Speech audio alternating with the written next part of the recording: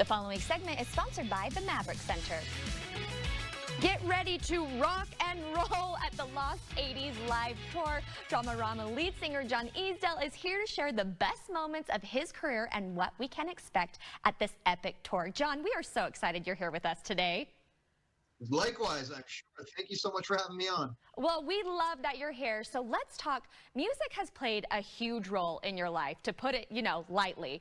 When did you first know you wanted to do this as a career? You know, I had no intentions of doing it as a career. It was something that I did just for fun. It was a calling, certainly, and it was something I enjoyed doing, and my friends as well. We all went to high school together, and we used to play in backyards and garages, and we made records. We spent all our money. We worked day jobs and spent all our money on it, and made our own records, and never expected to get on the radio or have a career, so to speak. And I consider ourselves very, very lucky. And there you go. History was made.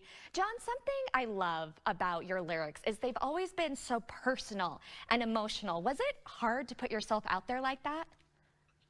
Never really gave it any thought. That's the only way I could think of doing. It was never about trying, like I said, not trying to get on the radio or not trying to, just expressing myself and putting my feelings out there.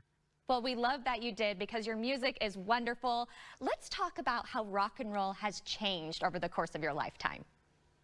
Oh, my goodness. Well, I was born in the early 60s, so, even before the Beatles. Mm-hmm. So I guess that was Dion and Frankie Avalon and stuff, the Beach Boys, and then the Beatles, and then the Stones and the Who, and then Bowie came along, and it got all crazy makeup and costumes and Kiss and I'll tell you, all the decades, that we're doing this 80s show. Mm-hmm. And if you think back, you had the 60s, you know what that's like. You had the 70s, you know what that's like. Even the 80s, you know what that's like.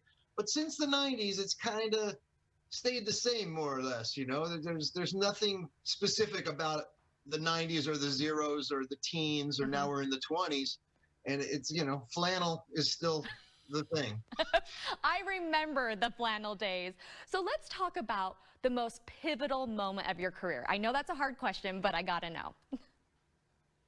Well, I think when we found out we were on the radio in Los Angeles, we put out our first album ourselves, and then it was out in France as an import, and a DJ in Los Angeles started playing it, and then it got added to this radio station in Los Angeles and was a hit before we even knew it was on the radio.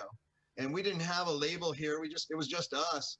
And it was so exciting to come out here to Los Angeles and all of a sudden be, on the radio and have it was amazing. I can't imagine what that must have felt like. Really quick, we have about 30 seconds left. What can people expect on the Lost 80s live tour?